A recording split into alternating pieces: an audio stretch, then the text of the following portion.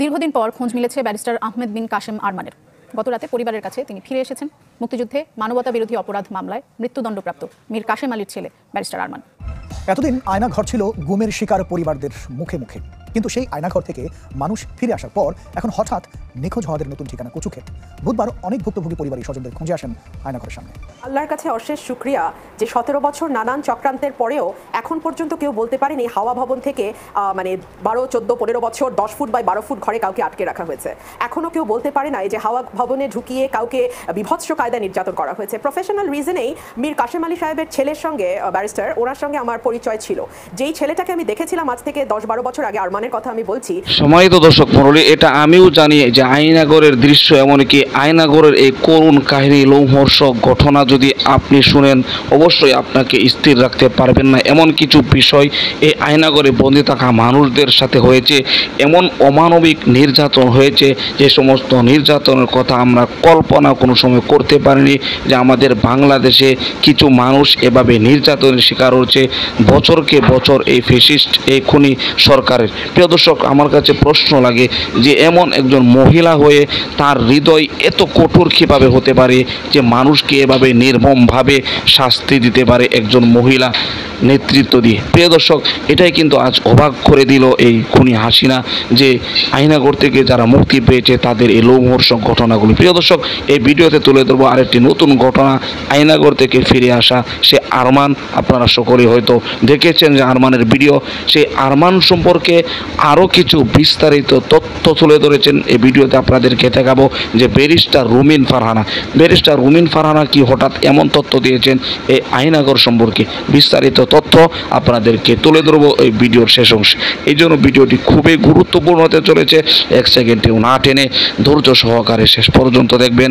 চ্যানেলে নতুন দর্শক হলে অবশ্যই চ্যানেলটিকে সাবস্ক্রাইব করে পাশে থাকা বেল বাটনটি অন করে দিবেন। প্রিয় দর্শক, কথা না বাড়িয়ে ভিডিওতে একটি লাইক দিয়ে দেখতে থাকুন সম্পূর্ণ ভিডিওটি। এতদিন আয়নাঘর ছিল গুমের শিকার পরিবারদের মুখে মুখে, কিন্তু সেই আয়নাঘর থেকে মানুষ ফিরে আসার পর এখন হঠাৎ নিখোঁজ হওয়াদের নতুন ঠিকানা কচুক্ষেত। বুধবার অনেক ভুক্তভোগী পরিবারের স্বজনদের খুঁজে আসেন আয়নাঘরের সামনে।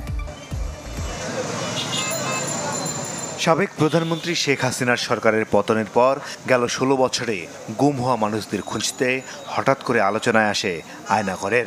মঙ্গলবার সেখান থেকে মুক্তি পান প্রায় 2 শতাধিক মানুষ। বুধবার রাজধানীর বিভিন্ন জায়গা থেকে গুমের শিকার পরিবারের সদস্যরা হাজির হতে থাকেন কচুক্ষেত এলাকায়। সকালেই খবর মেলে ইউপিডিএফের নিখোঁজ নেতা মাইকেল চাকমাকে আয়নাঘর থেকে মুক্ত করে পরিবারের কাছে ফিরিয়ে দেওয়া হয়েছে। এরপর ভিড় বাড়তে থাকে সেখানে। কারো ভাই নিখোঁজ, কারো বা স্বামী। আমার হাজবেন্ডে 2012 সেপ্টেম্বরের 30 তারিখে সন্ধ্যা বিকালবেলা 5টার দিকে ফোন দিয়ে আনছে স্যাম্পল দেখাইব কইয়া। অস্ত্র টস্ত্র বাসায় সবার ঠেকাইয়া তারা আইনের লোক বলছে যে আইনের লোক তারা, হ্যাঁ আইনের লোকই ছিল, কাটও দিছে, বলছে আমরা র্যাবের থেকে আসছি। বাবাকে ফোন দিয়ে বাসা থেকে বের কইরা তারপরে সাদা কাপড়ে এই গাড়িতে উঠায় নিয়ে তারপরে আর এখন পর্যন্ত কোনো খোঁজ খবর পাইনি। দিনভর অপেক্ষা থাকা পরিবারের এসব সদস্যরা অনেকে জানেও না যাদের খোঁজে তারা এসেছেন তারা বেঁচে আছে কিনা। রামপুরা থানার সভাপতি ছিল, সে আইন শৃঙ্খলা রক্ষা বাহিনীর পরিচয় দিয়ে তুলে নিয়েছে, অনেক সম্মান করে তাকে নিয়ে গেছে। একটা সাদা গাড়ি এসে নিয়ে যায় 5-6 জন ধরা।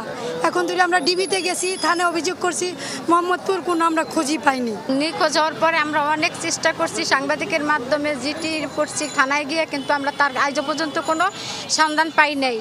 তবে এখান থেকে কাউকে সরাসরি হাতে তুলে দেওয়া হয়নি যারা এখান থেকে মুক্ত হয়েছে। আয়নাঘর থেকে আমরা অনেককে বেরোতে দেখছি। আপনাদের সময় একটা হাওয়া ভবন ছিল, মনে আছে নিশ্চয়ই আপনার। আবারও কি হাওয়া ভবন চালু করার প্ল্যান করছেন আপনারা? আল্লাহর কাছে অশেষ শুকরিয়া যে 17 বছর নানান চক্রান্তের পরেও এখন পর্যন্ত কেউ বলতে পারেনি হাওয়া ভবন থেকে 12, 14, 15 বছর 10 ফুট বাই 12 ফুট ঘরে কাউকে আটকে রাখা হয়েছে।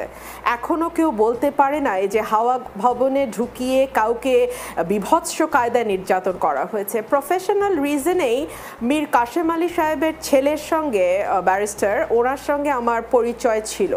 যেই ছেলেটাকে আমি দেখেছিলাম আজ থেকে 10-12 বছর আগে, আরমানের কথা আমি বলছি, আর যেই ছেলেটার ছবি আমি গতকালকে টেলিভিশনগুলোতে দেখলাম, আমি একজন কি বলবো, ওনাকে তো জাস্ট দেখেছি আমি 10-12 বছর আগে, আর এখন দেখলাম, মানে আমি নিজেই শকড হয়ে গেছি। কি দেখেছি ছেলেটাকে, কি এখন দেখছি। আল্লাহর অশেষ রহমত যে 17 বছর নানান শয়তানির পরেও এইসব অ্যালিগেশন অন্তত হাওয়া ভবনের নামে আসে নাই। আর ধরেন যেই দেশের প্রধানমন্ত্রী গর্ব করে বলেন তার পিয়ন, তার চাপরাশি, তার কর্মচারী, তার বয় বেয়ারা 400 কোটি টাকা হাপিস করে ফেলেছে, অ্যারোপ্লেনে কি বলে ওটাকে, হেলিকপ্টার ছাড়া নড়তে চড়তে পারে না, সেই দেশে সেই এরা পার করে আসার পরে এখন হাওয়া ভবনটা না একটু ক্লিশে শোনায়। তবে হ্যাঁ, আমি একটা কথা খুব শক্তভাবে বিশ্বাস করি, যদি মোটা দাগেও একটা সুষ্ঠু নির্বাচনের চল থাকে দেশে, তাহলে আসলে কেউই মনস্টার হয়ে উঠতে পারে না। কারণ প্রত্যেকের মাথায় তখন থাকে, যাই বলি আর না বলি 5 বছর পরে কিন্তু আমাকে ভিক্ষার ঝুড়ি নিয়ে মানুষের দরজায় গিয়ে দাঁড়াতে হবে। সুতরাং এই 5 বছর আমি কি করলাম তার একটা ফিরিস্তি মানুষের সামনে থাকবে, এবং সেটার উপর নির্ভর করবে মানুষ আমাকে একটি ভোট ভিক্ষা দেবে কি দেবে না। যেই মুহূর্তে কোনো দেশ থেকে ভোটের প্রচলন উঠে যায়, তখন আসলে বাড়ির বেয়ারার 400 কোটি টাকা, দেশের ঘাড়ে 99 বিলিয়ন ডলারের ঋণ, কিংবা ধরেন ইচ্ছা মতো লুটপাট, প্রয়োজনে অপ্রয়োজনে প্রকল্প গ্রহণ, রিজার্ভ 48 বিলিয়ন থেকে ধুম করে 12 বিলিয়ন ডলার, কিংবা হু নোজ আসলে এখন কত রিজার্ভ তাও জানি না, কারণ এখন দেখছি বাংলাদেশ ব্যাংক থেকেও রেজিগনেশনের ধুম পড়ে গেছে। তো এই যখন অবস্থা, তখন তো আসলে আমার মনে হয় 17-18 বছর আগের যে কোনো উদাহরণই আসলে এখন আমাদের কাছে মনে হয় যে একটা শিশুতোষ কথা।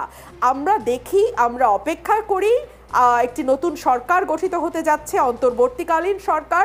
সেই সরকারের কাছে আমাদের দেশের 17 কোটি মানুষের দাবি হচ্ছে একটি অবাধ, সুষ্ঠু, নিরপেক্ষ, অংশগ্রহণমূলক নির্বাচন দেওয়ার, এবং সেই নির্বাচনে মানুষ যাকে ভোট দেবে, মানুষ যদি মনে করে তারা আবার আওয়ামী লীগকে ভোট দিয়ে ক্ষমতায় আনবে, লেট দেম, তাদের হাতে সেই ক্ষমতাটা ফিরিয়ে দেওয়াটাই হচ্ছে আমাদের এত দিনকার লড়াইয়ের ফসল। এবং এত রক্ত দেয়া, এত মানুষের গুম হওয়া, এত মানুষের টর্চার্ড হওয়ার যেই রেজাল্ট, সেটা হচ্ছে মানুষকে এই বেছে নেওয়ার ক্ষমতাটা দেয়া। প্রিয় দর্শক, আশা করি সম্পূর্ণ ভিডিওটি দেখলেন। ভিডিও থেকে অবশ্যই বুঝতে পেরেছেন যে আয়নাগরের করুণ কাহিনী, যে আয়নাগর নামে যে আরেকটি গোপন কারাগার রয়েছে, হাসিনার কারাগার, যে কারাগারের নাম দিয়েছে আয়নাগর। যে কারাগারে মানুষ সেখানে স্বাভাবিকভাবে থাকতে পারবে না, কারণ দুনিয়াতে একটি কবরস্থান। আপনারা অবশ্যই পূর্বের ভিডিওতে দেখেছেন যে সেই আয়নাগরের চিত্র, কিভাবে তাদেরকে রাখা হয়েছে সেই আয়নাগরে।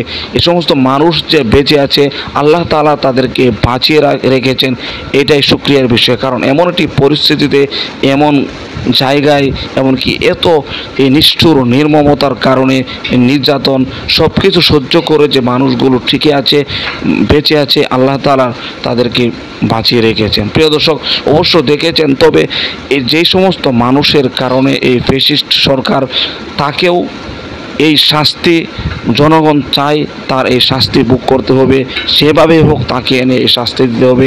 শুধু তাই নয়, যে সমস্ত হাইনাকে সে তৈরি করে বাংলাদেশে রেখেছে, এই বেনজির, এমনকি মেজর জেনারেল জিয়াউল হক, তাকে চাকরি থেকে অব্যাহতি দেওয়া হয়েছে। শুধু চাকরি থেকে অব্যাহতি নয়, যে নির্যাতন সে মানুষকে করেছে, তাকে যদি টুকরা টুকরা করে ফেলা হয়, এরপরে এই প্রতিশোধ মানুষ পাবে না। প্রিয় দর্শক, এই জন্য এরকমভাবে স্থানে, প্রত্যেকটি স্থানে যে সমস্ত মানুষ, হায়না, এমনকি সন্ত্রাস, তাদেরকে কিভাবে আমি উপমা দেব, এমন উপমা আমি দিতে পারছি না। যে তারা দেশের জনগণের হয়ে কাজ করবে দূরের কথা, দেশের জনগণের, এমনকি মানুষদের এত বড় ক্ষতি করতে পারে, যে সমস্ত ক্ষতির ঘটনা শুনলে সিনেমার কাহিনীকেও হার মানাবে। আপনারা দেখেছেন, শুনেছেন। প্রিয় দর্শক, অবশ্যই এই সমস্ত হায়না, এই সমস্ত সন্ত্রাসীদের কি শাস্তি হতে পারে, আপনার স্থান থেকে আপনার মূল্যবান মতামতগুলো কমেন্ট বক্সে জানিয়ে দেবেন, এমনকি এই ভিডিওটি শেয়ার করে সকলের মাঝে ছড়িয়ে দিবেন। প্রিয় দর্শক, আজকের মতো এখানে শেষ করছি। ভালো থাকুন, সুস্থ থাকুন, আবারও দেখা হচ্ছে পরবর্তী ভিডিওতে।